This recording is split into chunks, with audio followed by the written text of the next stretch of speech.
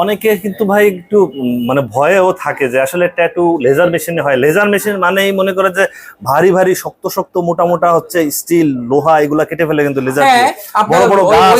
ওইগুলো তো কাটি, ওগুলো তো হ্যাঁ, আলাদা লেজার। আলাদা লেজার, কিন্তু অনেকেরই ধারণা যে যে এরকম যে যে ভাই লেজার মেশিন না জানি কার শরীর জ্বালাই দেবে পোড়াই দেবে আবার কেস কামারি না কি হবে। না না, এরকম কিছুই না। তার কারণ আমাদের প্রতি মাসে 2 থেকে 300 ইউটিউবার ভাইয়েরা আমাদের ভিডিও নিয়ে যায়, নিউজ টিভি চ্যানেল নিয়ে যায়। কেন নিয়ে যায় জানেন?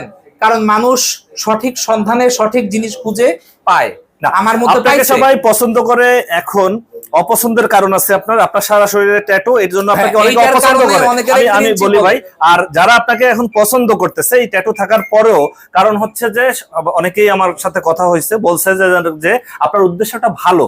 যেমন আপনি কোনো ট্যাটু করেন না, শুধুমাত্র ট্যাটু রিমুভ করেন, মানে ট্যাটু করা হারাম এটা জানার পরের থেকে আপনি ট্যাটুর বিজনেসটাই ছেড়ে দিয়েছেন। জি, এটা জি। যারা জানতে পারে, আসলে এই কথাগুলো অনেকেই জানে না, শুধু দেখে ট্যাটু গায়ে গালি দেয়। কিন্তু এই যে যে কথাগুলো, এগুলো আমাদের প্রত্যেকটা ভিডিওতেই আমরা হচ্ছে বলে দেই যে সাইদুর ভাই আগে ট্যাটুর ব্যবসা করতো। উনি যখন জানছে যে ট্যাটু শরীরে থাকলে নামাজ হয় না, রোজা হয় না, অজু হয় না, এমনকি প্রিয়জনকেও ব্লাড দেওয়া যায় না অসুস্থ আমি অবস্থায় আমার থাকলে, মার অসুস্থতা দিয়ে রক্ত দিতে পারি না, মাইশা কথা কি করব? এবং আপনজন মারা গেলে তার জানাজাও অ্যাটেন্ড করলে করা যায় না, অনেক সময় এটা দিয়ে বাধা দেয় যে ট্যাটুওয়ালারে বের করে দাও।